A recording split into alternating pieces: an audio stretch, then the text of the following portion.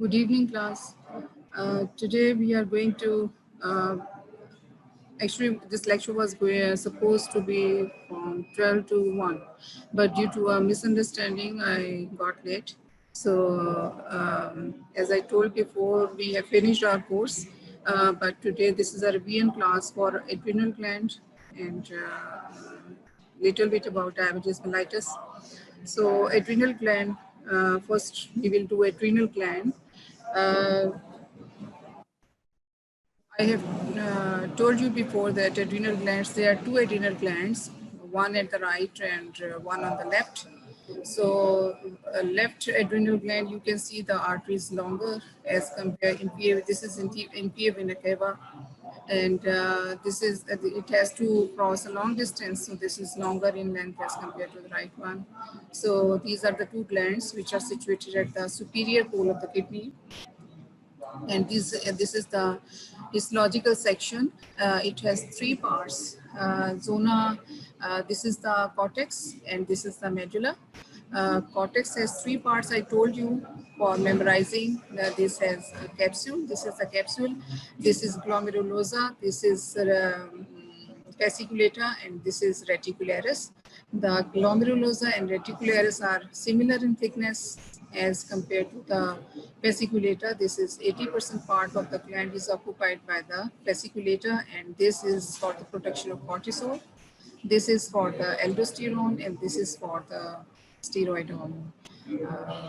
And this is the medulla, which is for the catecholamines, adrenaline, and non-adrenaline production takes place by the medulla. So you got it. We have talked about it in detail in our previous lecture. This is just a revision, so I'll go a bit. Uh,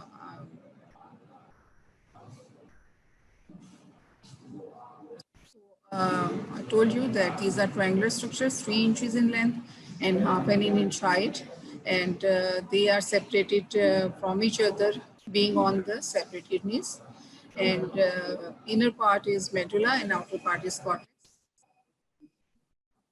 So, role to know about the dysfunctioning of any hormone or gland, you must know the normal anatomy and physiology. So, the medulla is made up of chromatin cells, which are the main source of catecholamine hormones, and these hormones are called epinephrine and norepinephrine, or adrenaline and noradrenaline. So these hormones are called fight and flight hormone. This because in case of emergency, like when you are excited or when you are fighting, you are happy and happy. Your paleness and redness of the complexion is due to these hormones. So this is called fight and flight hormone. These are readily available hormones, and according to the situation, according to your mental status and your physiology of the body, these hormones they get released from the adrenal medulla. So this is random surge of this hormone, and due to this random surge of this hormone, you get the color pallor or pink color of your complexion according to the situation. Now, for example, if you are in anger and you got red in color, this is due to the adrenaline hormones. And in case of shocking news, you got pallor. So this is also due to the adrenaline and noradrenaline hormones. So one by one, the action of epinephrine. So these are neurotransmitters. Epinephrine is neurotransmitter, and this is derived from amino acid tyrosine, main basic amino acid, which is the building structure is amino acid tyrosine. And when the epinephrine is in the bloodstream, it quickly prepares the body for the action in emergency situation. As I told you before, in case of anger and in case of happiness and shocking news, the hormone increases the, why this happens when you are very happy and you got excited and you are red in color. Why this happens? Because this hormone, it increases the supply of oxygen and glucose to the brain and muscles. When there is more oxygen, there is more blood supply, because this oxygen is carried by the red blood cells, so you got pink in color. and you're excited because of the supply of glucose to the brain cells. And you know, our neuron cells, they are dependent upon the continuous supply of glucose. They need energy. And when there is increased blood supply towards not only to one organ, this increased blood supply is everywhere. So it increases the heart rate, and it increases the tidal volume, stroke volume, and it dilates the pupil, because when there is this adrenaline, it dilates there is increased supply of the blood, so it dilates the blood vessels. So it dilates the pupil, and it constricts the arterioles in the skin, and they break down the lipids in fat cells, and it does not have any psychoactive effects. It does not alter the brain function. The only function of this hormone to the brain is the supply of glucose to the neuronal cells. While on the other hand, norepinephrine, they are also called noradrenaline, and this hormone is neurotransmitter, but epinephrine is not neurotransmitter. And this is also called, norepinephrine is also called stress hormone. This is very similar to the epinephrine, except there is only one difference, that it affects the parts of the brain where attention and responding actions are controlled. So norepinephrine is keeps you alert. So therefore, it has a psychoactive effect on the brain cells. It has a psychoactive effects on the brain cells. Now, I told you in the beginning about the adrenal cortex. It has three parts, and aldosterone is released by the glomerulosa, and this is mainly responsible for this mineralocorticoid. And this is released, its release is triggered by extracellular potassium. Mineralocorticoid means sodium, potassium, and sodium and potassium mainly. So low extracellular sodium and low fluid levels will trigger the release of aldosterone. Because aldosterone, this acts on the kidneys. They absorb the sodium in case of low blood pressure. So when your blood pressure is low, or when a patient is in a state of shock, he is brought to the emergency and he is given the injection of um, adrenaline. So why adrenaline? Because it acts as a supply of more sodium, because the patient is in shock, his blood pressure is low, and blood pressure is low. Why the blood pressure is low? Because the extracellular sodium is low. So the main action of this is to provide mineralocorticoid.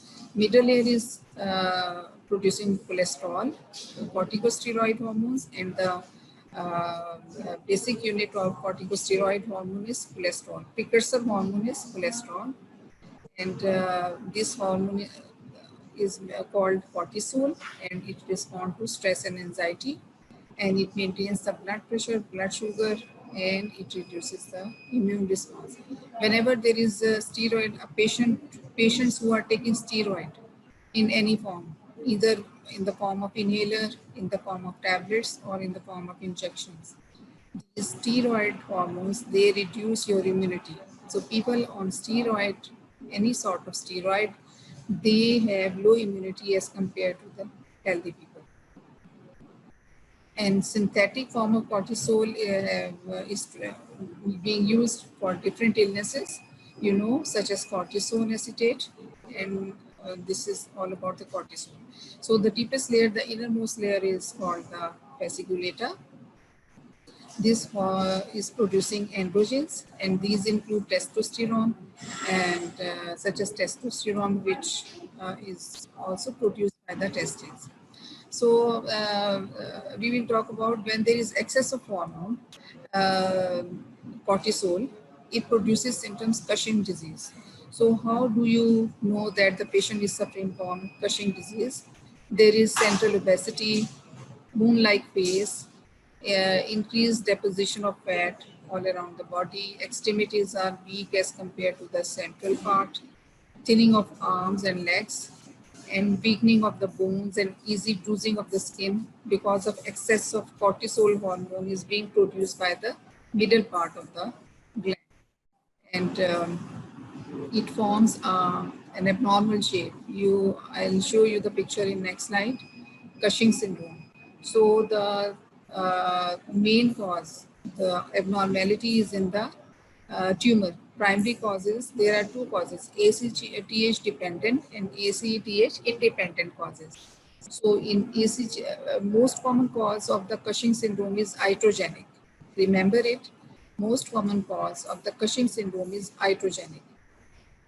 But and the other causes are 80% are iatrogenic causes, and the remaining rest of the 20% causes are divided into two parts, ACTH dependent and ACTH non-dependent. So the hormone ACTH dependent means that they are totally controlled by the adrenocorticotropic hormone by the pituitary gland. And ACTH independent means that they are the cause is secondary. So Cushing syndrome, you see this picture, central obesity, plethora, high blood pressure, round face, and blood sugar is also high because cortisol is responsible for providing more blood glucose level to the tissue. So blood sugar level rises, vertigo, blood vision, and there is balding of the female, water retention, menstrual irregularities, thinning skin, bruising, purple stripe, wound healing becomes poor, and hirsutism, depression, cognitive difficulties, emotional instabilities, sleeping disorders, and fatigue. So this is a sign and symptoms of the Cushing syndrome. This is also a picture to make you clear. Now coming towards the diagnosis. How will you diagnose a case of Cushing syndrome? Cushing syndrome, remember, this is always due to the increased release of cortisol. The causes are two. 80% causes are iatrogenic and 20% are divided into two, ACTH dependent and ACTH independent. Now, first of all, you will check the ACTH level. ACTH level, if the level is low, so it means that this is ACTH independent. This could be the cause, could be adrenal Cushing because the level is low. ACTH level is low in the body. It means that the ACTH is being released, this is released by the pituitary gland, ACTH. Okay, the ACTH level from the pituitary is normal. Now the next stage where the ACTH will control the adrenal gland. So adrenal gland, it has become independent of the ACTH. Adrenal gland is producing its own cortisol level. This is high amount of cortisol level, and this high amount of cortisol level will send a negative feedback to the pituitary gland, and it will order the pituitary gland don't stop producing too much ACTH, because the adrenal gland is itself producing too much cortisol. So too much cortisol, when there is increase of any hormone, so it sends negative feedback mechanism. There is a negative feedback in mechanism. If there is a decreased amount of ACTA, if there is decreased amount of cortisol by the adrenal gland, so it will send signals that produce more. So the level would be more, but this level is low because there is already increased amount of cortisol being produced by the adrenal gland. So this is sending negative feedback to the pituitary, and the amount is low, ACTH is low. So this means the cause is lying in the adrenal gland. This is adrenal Cushing. While if the level is high, it means this is dependent, ACTH dependent tumor. Got my point? If the level is low, this is ACTH independent. If ACTH level is high, it means this is dependent. This is dependent. There is low production of cortisol, and this is sending positive feedback towards the pituitary to produce more ACTH level. So this is dependent cause and this is independent cause. Now, if this is independent cause, This is not dependent upon the pituitary. This is producing its own cortisol. So in this case, we will do CAT scanning, MRI scanning of the abdomen. These two investigations will give you an information, 100% information that there is a growth or tumor, and most common causes are adrenal tumors are the most common causes, adrenal adenoma.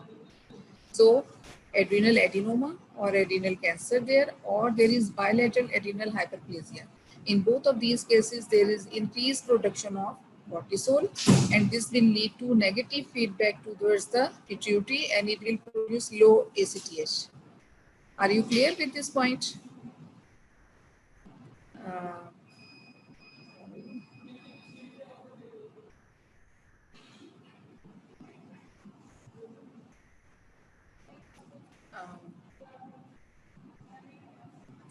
um, please give me a response. Are you clear with this point, class? Give me your response. Are you clear with this point? Okay. If the level is low, this was the Ali Mushtaba, Ali Ijaz. Ali Ijaz, are you clear?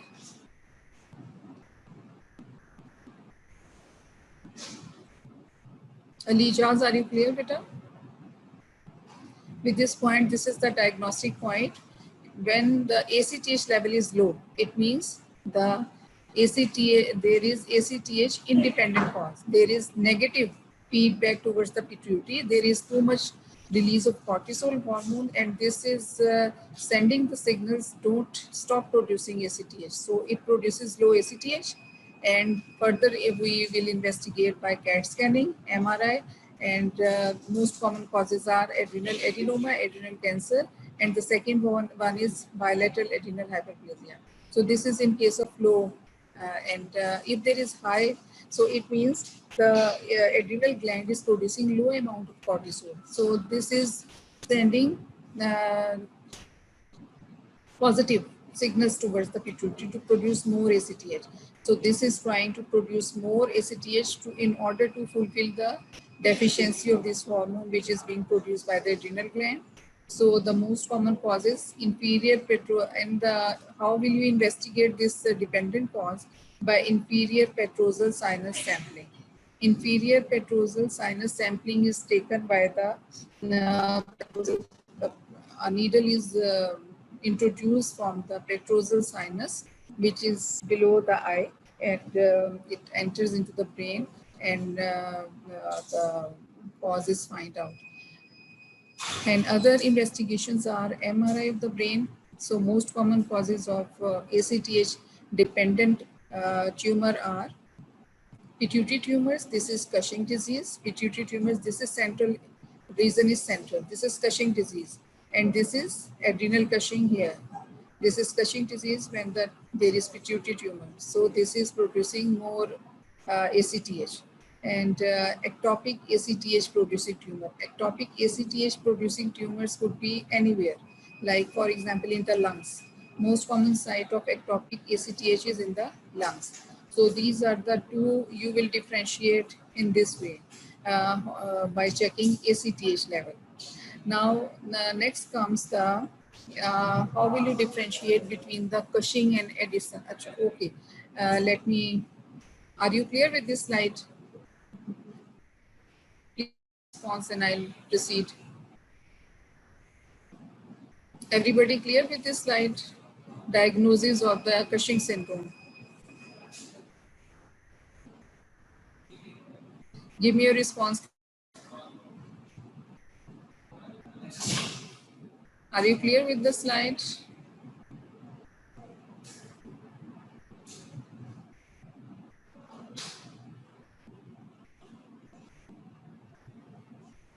Give me a response, then I will proceed forward.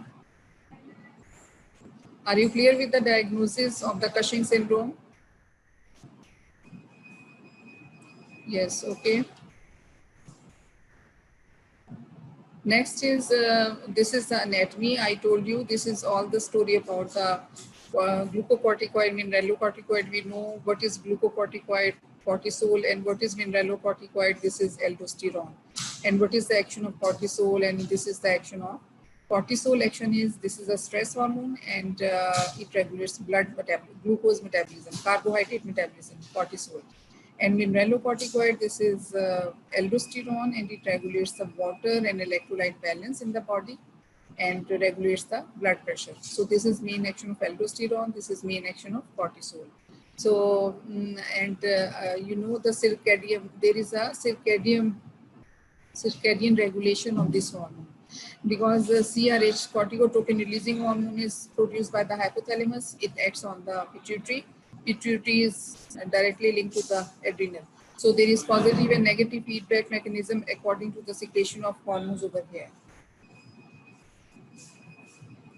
This is the, I told you there are ACTH dependent causes and ACTH independent. ACTH dependent, most common causes are bilateral adrenal hyperplasia, or there is Cushing disease, central pituitary disease. And adrenal cortical adenoma, this is another cause. This is for ACTH independent. This is adrenal adenoma or adrenal tumor, and this is the cause of ACTH independent. This is the histology, and this is the histological changes which comes in bilateral cortical atrophy. You can see if there is the most common cause of Cushing syndrome is in those people who are taking a very regular use of steroid hormones in any form. Either they are taking inhalers, they are taking tablets, or they are taking injectable. Like in asthmatic patients, you can see. Then in immunosuppression, where immunosuppression is required, like kidney renal failure patients, after transplantation, they are put on some steroid therapy, so they have a moon-like face. Then in chronic asthmatic patients, they do have their features like that. So this is the most common source of cortisol production is exogenous glucocorticoid. These exogenous glucocorticoid, they suppress when there is excessive amount of glucocorticoids taking in. So they, your blood level of these steroid level will be high in amount. So they will suppress the endogenous ACTH. So by suppression of endogenous ACTH, what will happen? There will be bilateral cortical atrophy. So they will suppress the ACTH. ACTH is not being produced by the pituitary gland. So it will, what is the result? There will be atrophy. The adrenal glands will shrink in size because they are not getting the stimulus from the heart center. So the aldosterone, this main control is on the glomerulosa, because fasciculator and reticularis, they are a slight independent. They are not under the control of ACTH directly, because they are being directed by the changes in the blood pressure, as aldosterone is responsible for keeping your blood pressure in all right, in normal status. And the main part, because 80% of the gland is occupied by the glomerulosa, and which is producing cortisol, and this is linked with the ACTH. So number 2 is the diffuse and nodular hyperplasia. This is found in 60%, 60 to 70% cases, and endogenous causes, hyperplasia most common causes, resulting in Cushing syndrome. And secondary hyperplasia means when the cause is found other than the adrenal gland. So it could be in the lungs, ectopic production of ACTH due to lung tumors, or could be disease in the pituitary gland.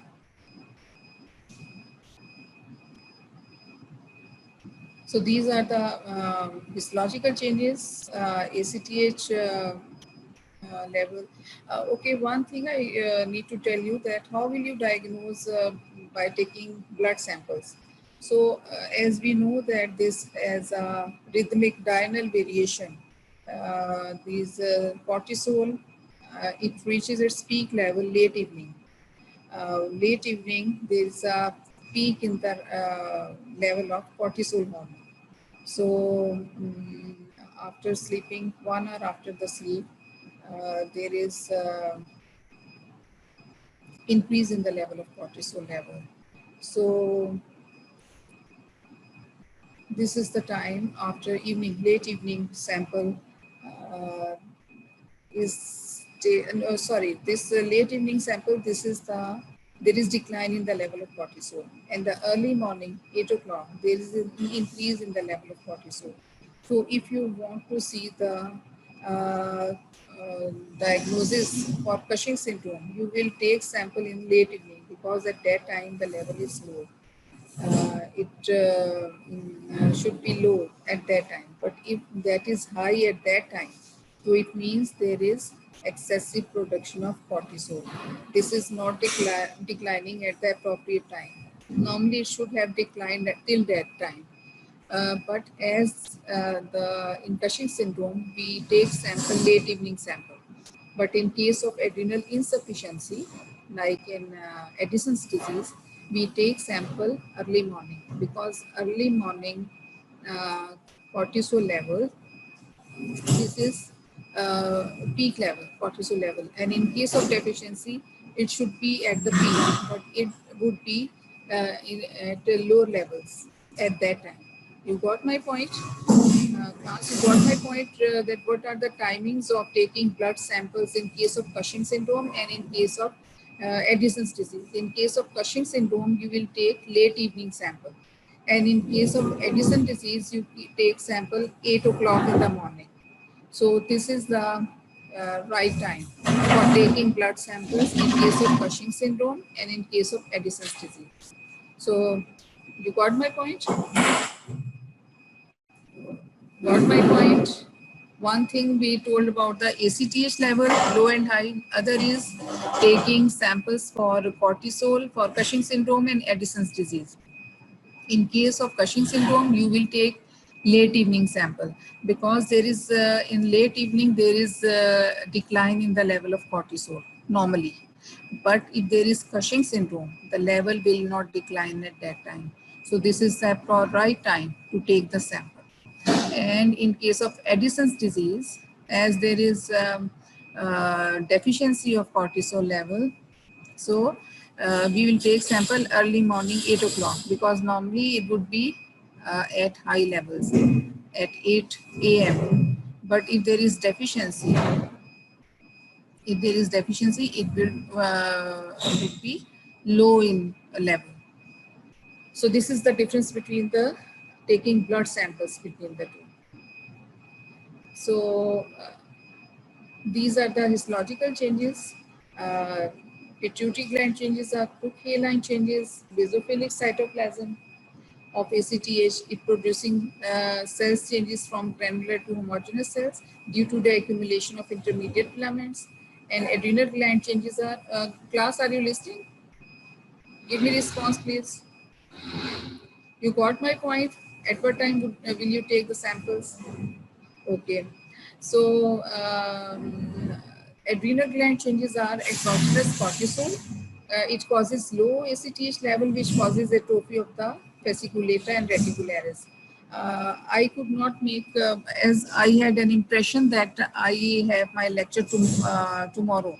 So I could not make a more comprehensive slide, but this is just for your understanding that how will you diagnose the cases. I am telling you side by side. So diagnosis for the number one is blood sample. Number two is 24-hour urine sample. It because urine, most of the end products, metabolic products, they are released in the urine. So 24-hour urine sample is the best sample for measuring these hormonal end products, metabolic end products. So it provides very accurate information.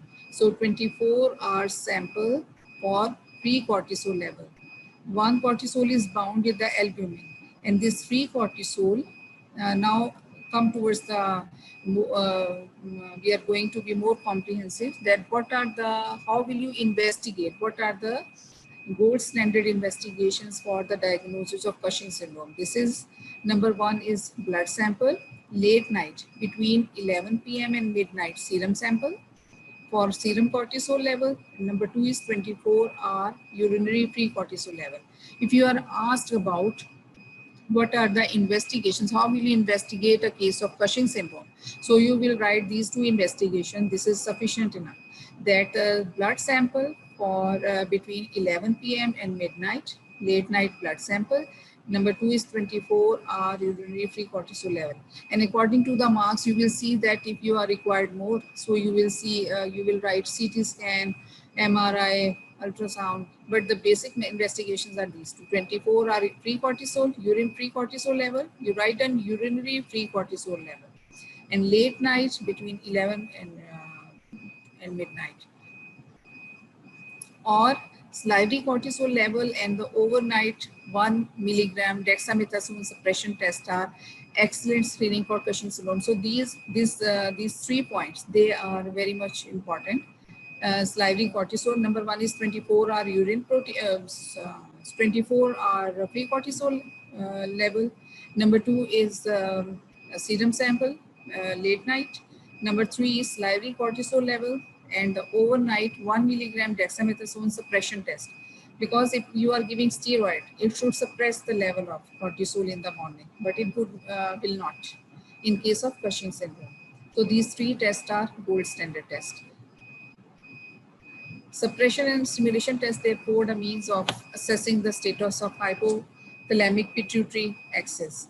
So, for example, a dose of ACTH can be given to assess the response of adrenal cortex to stimulation. When you give the ACTH, there should be a stimulation on the adrenal cortex. But if this is not responding, it means something is wrong with this area.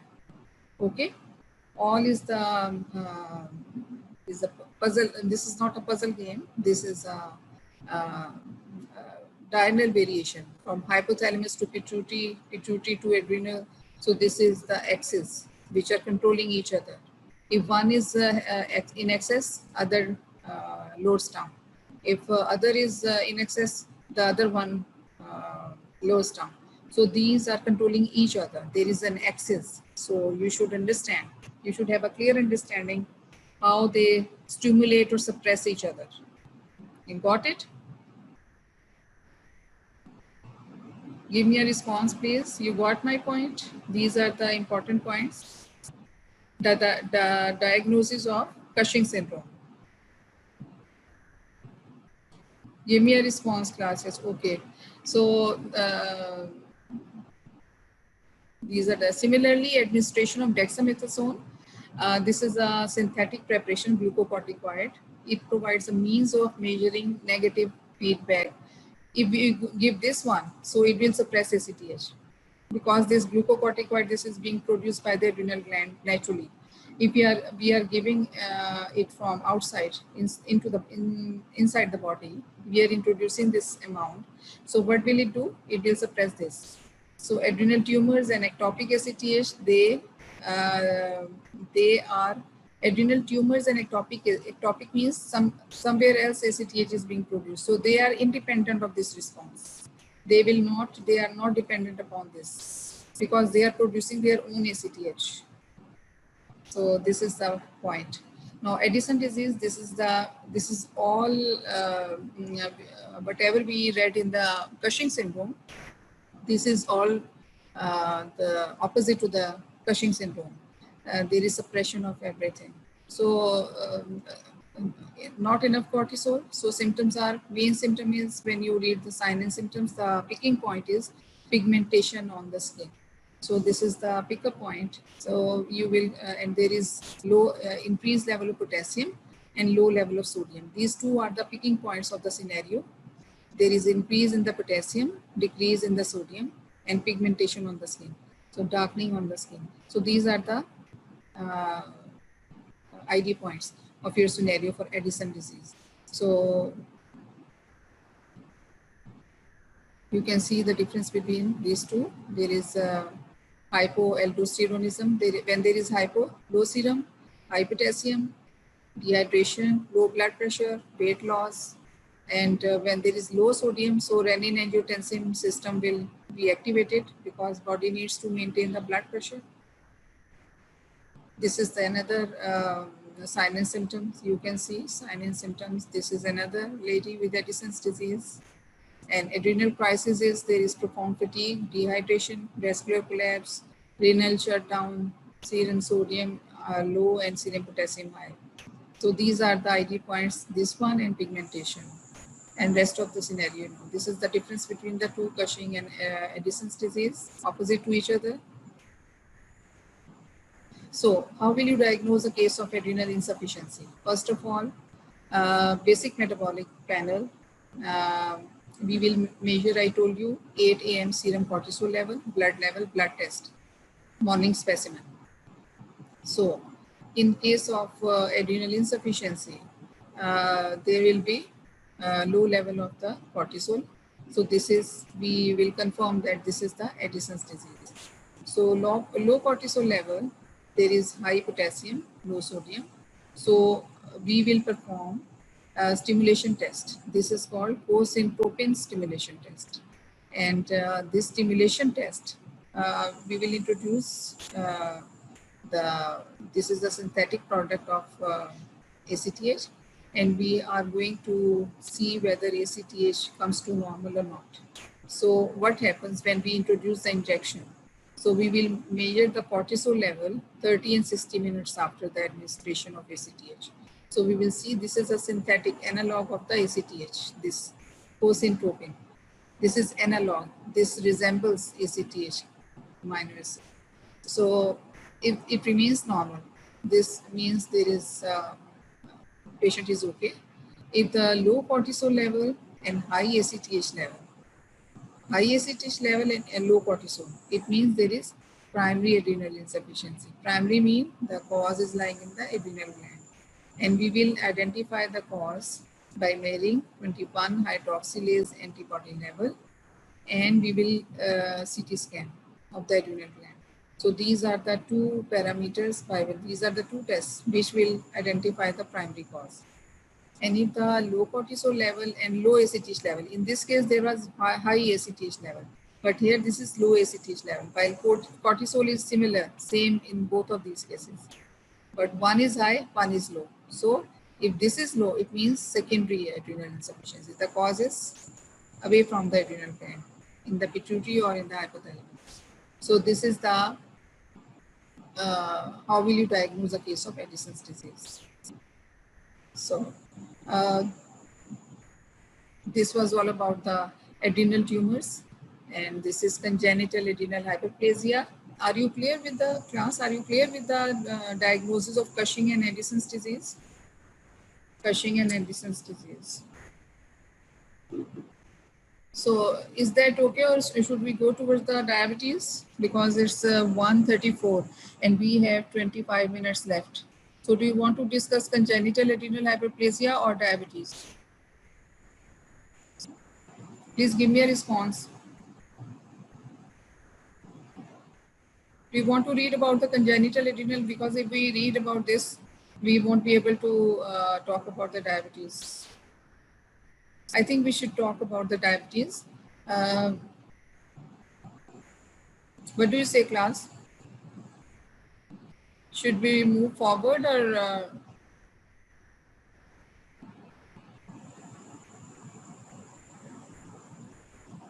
No response? Diabetes. Okay.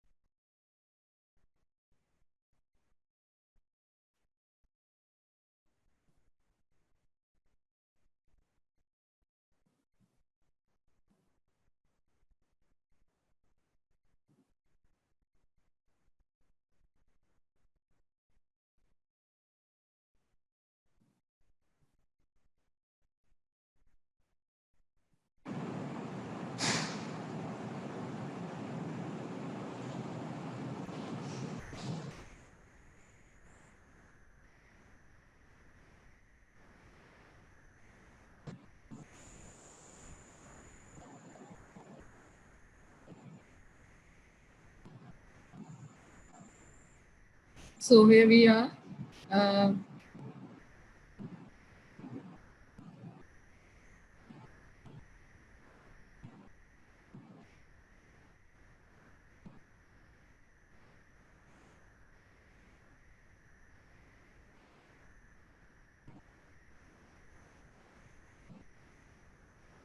Can you see me?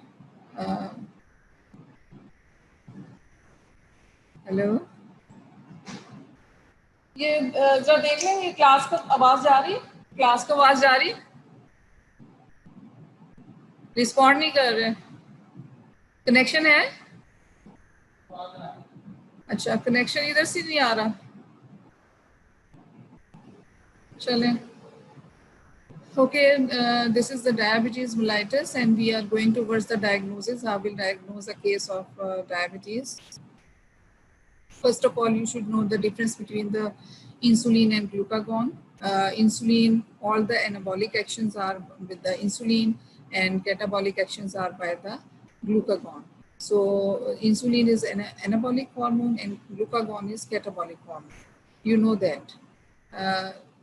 So diabetes is a group of metabolic disorders, and it causes hyperglycemia. And when there is hyperglycemia, there is too much disturbance in the body, in the biochemistry of the body. So how we diagnose a case of diabetes mellitus? So there are certain American Diabetes Association, World Health Organization has established a criteria. So these 4 points you will see for the diagnosis of, suppose you are, there is a new patient, you don't know anything about the history or what. So number one thing important about the diagnosis of diabetes mellitus is you will take the history. If there is a strong family history of diabetes, you will suspect that this he or she can develop diabetes. So the main features to diagnose a case is you will take fasting plasma glucose level. Fasting plasma blood sugar level is the main thing.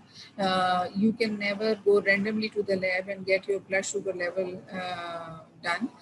Always there is fasting blood sugar level is the standard test, which will confirm you that either you have diabetes or not. So fasting blood glucose level, this is more than 126 milligram per deciliter, more than or equal to 126. Even if this is 124, 5 or 120, it means if the level is 120 milligram per deciliter, it means the patient is going to develop in near future. So because the levels are towards the upper limit. So if the fasting, this is the criteria, if the fasting blood glucose level is 126 milligram. So this is confirmed diabetes. Okay. Or number 2, random blood glucose level is more than 200 milligram. You go randomly to the lab and get your blood test done. So if this is more than 200 milligram per deciliter, so you will say that this is definite diabetes mellitus. This is confirmed case. Number 3 is 2-hour plasma oral glucose tolerance test. And if you want to confirm more that you want to reassure yourself that this is 100% confirmed case, so you will do oral glucose tolerance test. And after oral glucose, 75 gram of loading dose of glucose is given in the lab, and you will test 2-hour plasma glucose. If this is more than 200 milligram per deciliter, this is a confirmed case.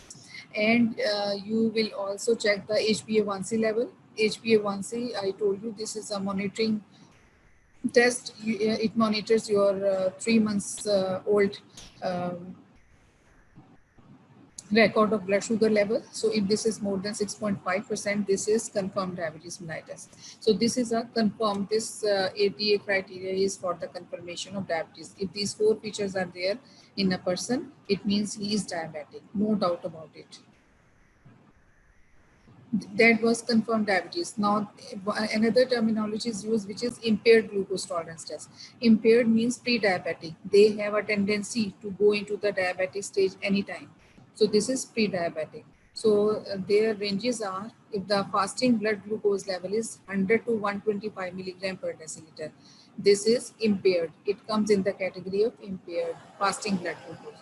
In the previous slide, we know that more than or equal to 125 is confirmed, but this is between 100 to 125. This is impaired. It means that the patient has a tendency to go towards the diabetes. Number two is 2-hour plasma glucose. In the previous slide, it was 200. This is between 140 and 199. So this is impaired after 75 gram loading dose of glucose.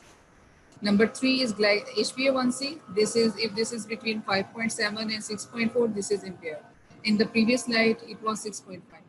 So these are the differences, and these are the two very important slides, and everybody should learn it by heart. There is no doubt about it that you should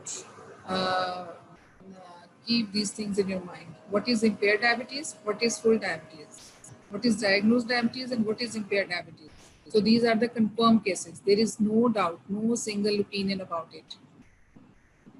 So this is the how you diagnose a case.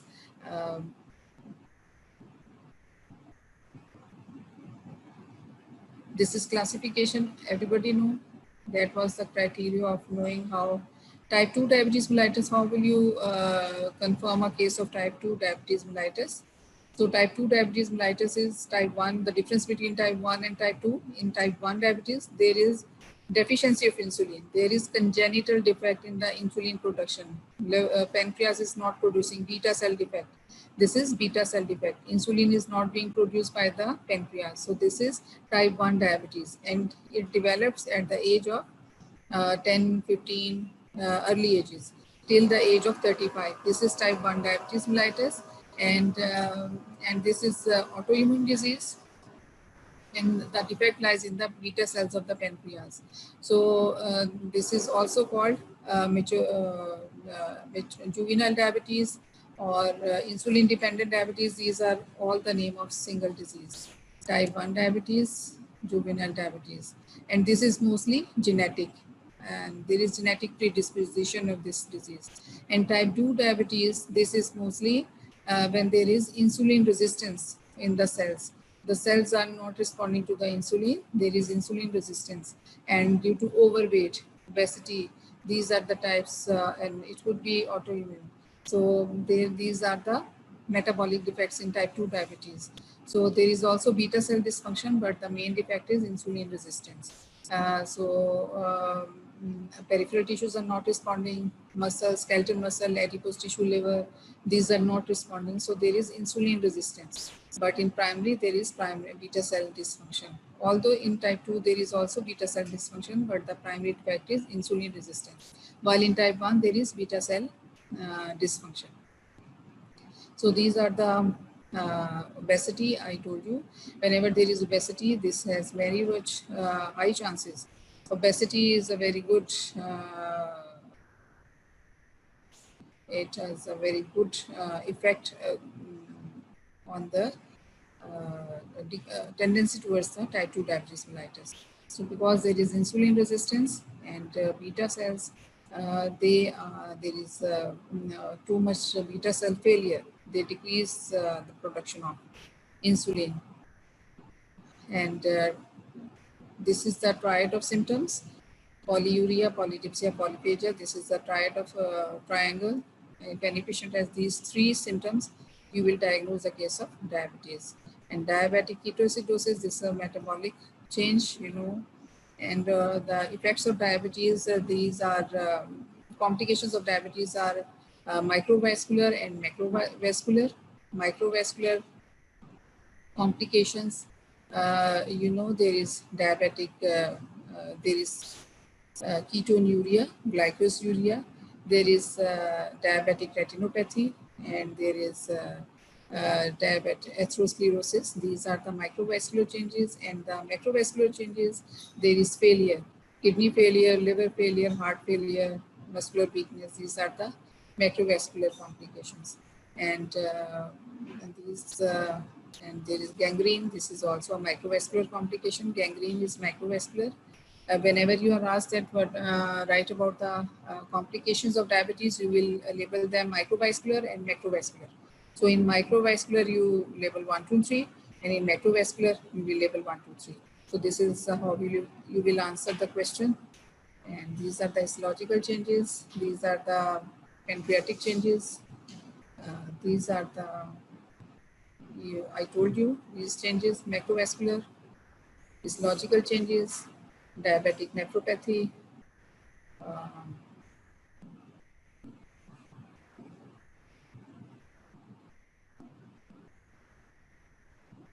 so any question? Any question regarding diabetes and all that? So are you clear now? How will you diagnose a case of diabetes mellitus and how will you diagnose approach towards the diagnosis of Cushing syndrome, Addison disease? Any question, class, please ask me.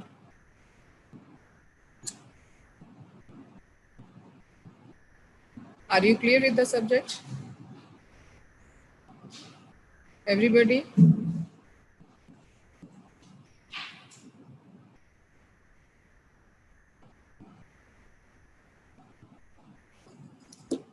Please ask me question, class. Are you clear about the subject?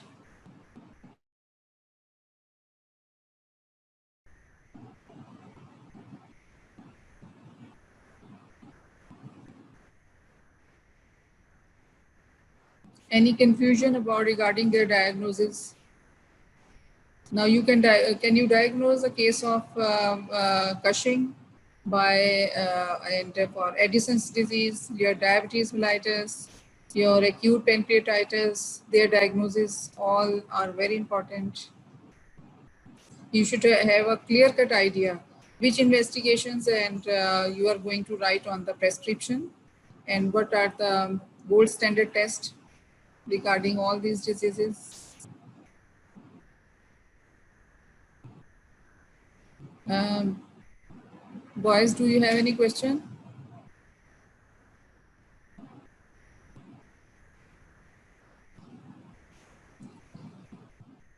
Mariam Javed.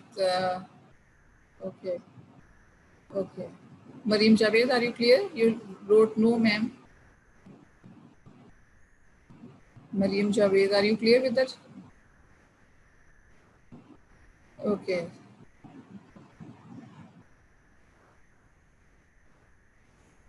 Lijas, did you ask your principal regarding the syllabus for this email regarding these lectures?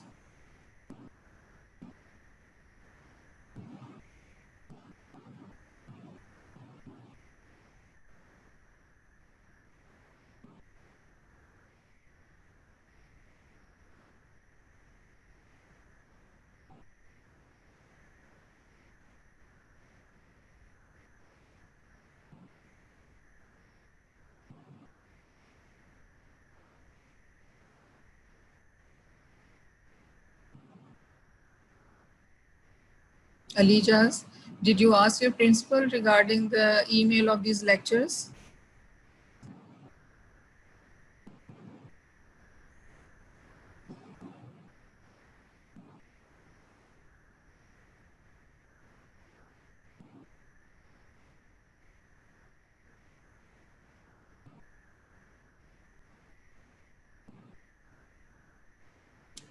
Did she agree? Did she agree?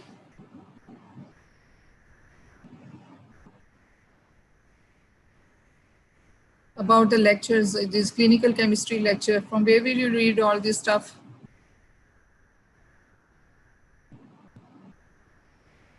You can talk to the principal to mail you the lectures, clinical chemistry lectures, so that you can read these topics for your test.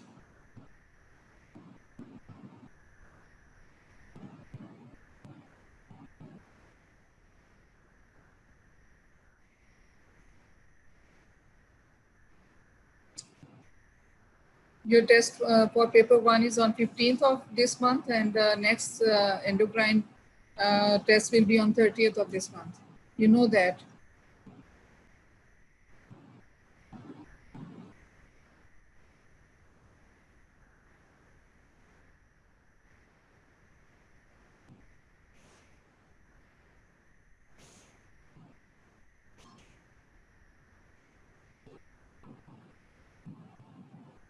Anything else?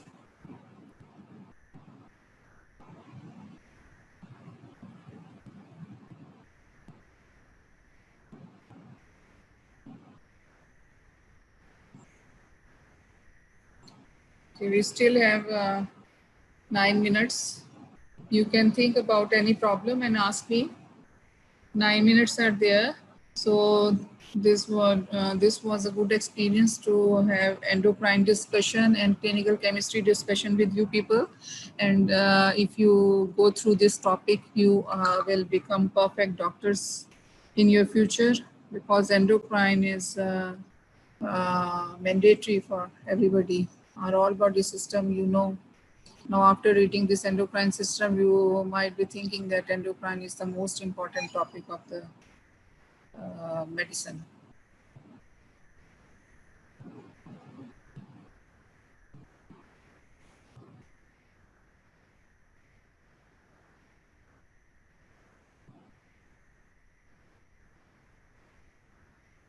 Anything else? We still have 8 minutes.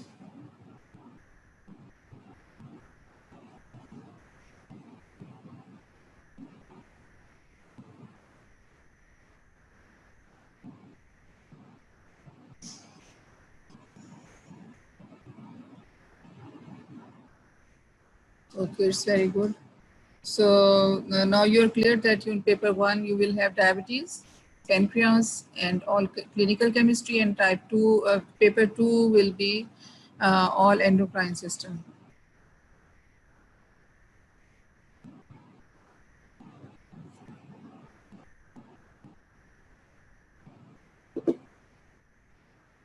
Your attendance is short today. 108 students are attending the lecture, or I don't know whether they are up or sleeping, but 108.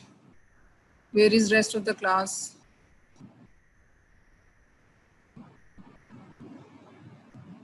108 are only present. Your total class is 154, I think. Alijas, your attendance is short today. What's the matter? Were they expecting me to come on 12 to 1? I was late today, 1 to 2.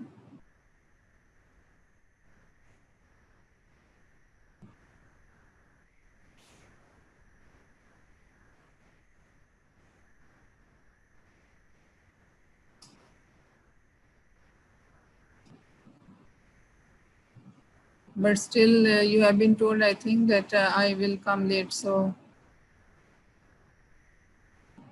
you would be there waiting for me.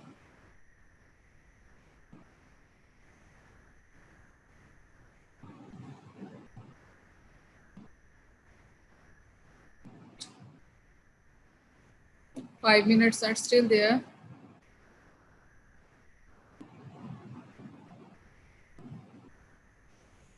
Okay, class, with this we finish our lectures and all, everything till today. Goodbye and good luck. Thank you very much for your attention and stay blessed. Allah Hafiz.